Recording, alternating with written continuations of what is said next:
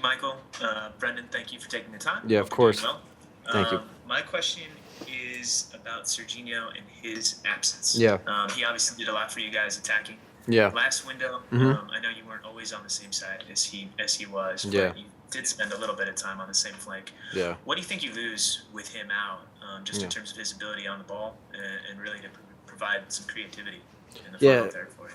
Yeah, like you said, I mean, Serginho's a great player. He's a big part of this team, and he will be going forward. And yeah, we all know that Serge has so much quality going forward, and even defensively. And it's tough not having him here. But like what I've said this entire time, I think it's been through the entire qualifying. It's next man up, and I'm super confident in the guys that we have here. I mean, it's a great opportunity for Joe to come in and stake his claim and see what he can do to get into the team. And from what I've seen so far, I mean, he seems like an unbelievable player. And of course, I watched the Bundesliga games of him, and yeah, he looks really good. So just next man up, and same with Reggie too, and that's what we have to focus on. Just before we continue, one note from today's training session.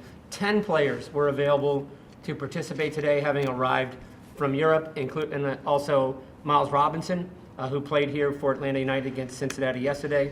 The remainder of the group will be arriving today. You may also have seen that in camp is Aaron Long, who was invited to join the camp this week to continue his rehabilitation and also to be a part of the group. Next, we'll go to Doug McIntyre from Fox. Thank you, Michael. Hi, Brenden. Two questions for me, if I can. Yeah. Serginho's not there, but Christian Pulisic rejoins the group. We'll see how much he plays, but just from a morale point of view, what does that bring to the team? And looking at the game, there's so much pressure on Friday's match on you guys to get a result. How do you sort of balance the urgency that's required with not getting too much in your own heads and letting that pressure get to you? Thank you. Yeah. So to answer your first question, with Christian being back, I mean, for the whole team, we know how much quality he has. He's been with the national team for, a long time doing his thing, and he was here through the last qualifying, and he did a fantastic job then. He means so much to our team, so it's awesome having him back. It's like another confidence boost just having him here. And yeah, for your second part of the question, this Mexico and us, I mean, the rivalry, everybody knows it, and it's big for players, but I think we got the best of them in the two tournaments before, but this is something totally different. It's World Cup qualifying, and it's a different kind of beast, so we just got to keep doing what we're doing. And yeah, I have a ton of respect for Mexico, but we just need to go out there and just do our thing like we've been doing. Next will be Ivis Galarsep from SBI Soccer. Brenden, as far as your team's ability to put pressure on people, pressing all over the field, Greg seems to really be emphasizing that heading into this window. How important is it going to be for you guys to be able to kind of press from all over the field? Yeah. As far as you specifically, positionally, you've played on the wing, you've played centrally, obviously at Salzburg, you played centrally. I know you'll be happy to play wherever you play, but Yeah. what are the different challenges for you in this system, playing centrally as opposed to playing out wide? Yeah, good question. For me, wherever I get to play on the pitch, everybody knows this. I give my all wherever I play, and I like both positions as something different. And for me, I think going into this Mexico game, I think we want to make them uncomfortable as possible. Come in here and just do what we've been doing in all the qualifying games. Just keep pressing, keep making it uncomfortable for them playing out of the back, because we know they're going to want to play out of the back. So I think that's something for us to really focus on. And for me, I think that it's kind of the same. Here we want to press really hard. At Red Bull Salzburg, everybody knows all the Red Bull teams press really hard. We get after it, and so it's nothing different. It's some different kind of pressing cues, but it's the same. You want to try to win the ball and score. That's what football's about. Next will be Henry Bushnell from Yahoo. Hey, Brenden, appreciate you taking the time. Yeah. I'm curious what you remember about the Nations League final in December, over the summer, specifically about the atmosphere and just like the fan atmosphere and what that was like to play in, and then also how are you anticipating that Friday will be different in terms of just the makeup of the crowd? Yeah, going back to the game, just playing wise, it was awesome for us to win the game.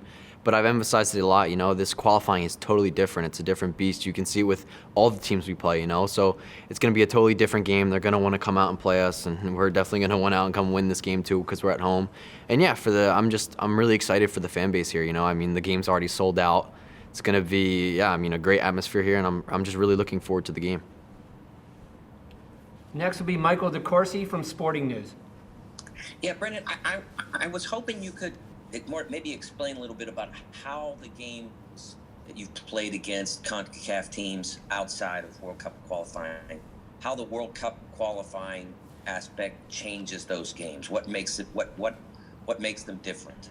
Yeah. No, I mean, I think in that question, it's the World Cup. I mean, it's every country's dream to go to the World Cup. So for us, I mean, you see it in every game you play. I mean, playing away from home, the atmosphere, playing at home, even the teams that come here and play, it's really tough. It's really different.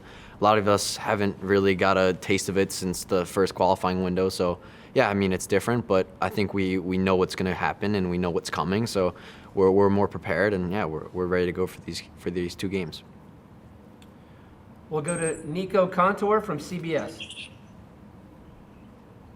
Hey, Brenden. Yeah. I'm kind of working off of Ivis's question Yeah. in regards to you playing wide and centrally. Mm-hmm. Because you are, at least what we perceived you doing, was playing in that Christian Pulisic role in his absence last camp. Mm-hmm.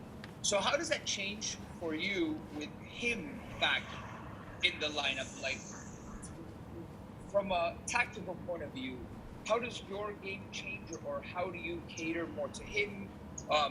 Or your responsibilities, do they change? What's that like?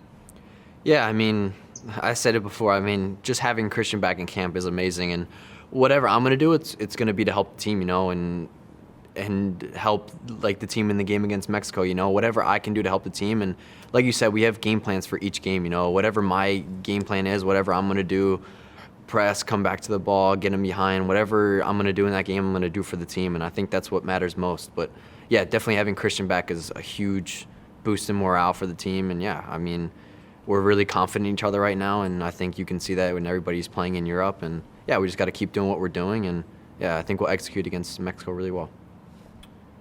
We'll go to Salvador Perez from Goal.com. Thank you. Hi, Brenden. How are you? Good. How are you? Good. Thank you. I have two questions, Brenden. Yeah. First of all, it can be a player like Ricardo Pepi on this match, and the second one, the importance of this change in the generation of the United States national team in comparison to the Mexican national team. Thank you. Just sorry, can you just repeat that first question? It kind of cut out a little bit. Salvador, were you asking about Ricardo Pepi?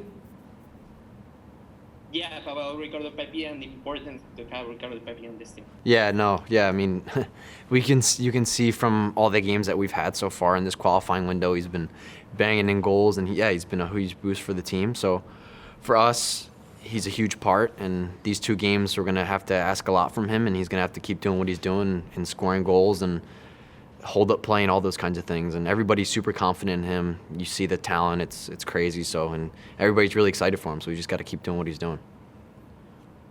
The second question was about our generation of players. Yeah, our generation, okay. Yeah, and for the second question, you can see the players in Europe. I mean, everybody's playing major minutes for their teams, and it's a really exciting time for the U.S. So we're going to keep getting these players. We're going to keep bringing new ones in, and it's going to keep getting better and better. Like, I mean, there's already a new one with Joe Scally coming, and yeah, I mean, it's really big for us. So we just got to keep doing what we're doing, and yeah, we're going to develop a lot more talents.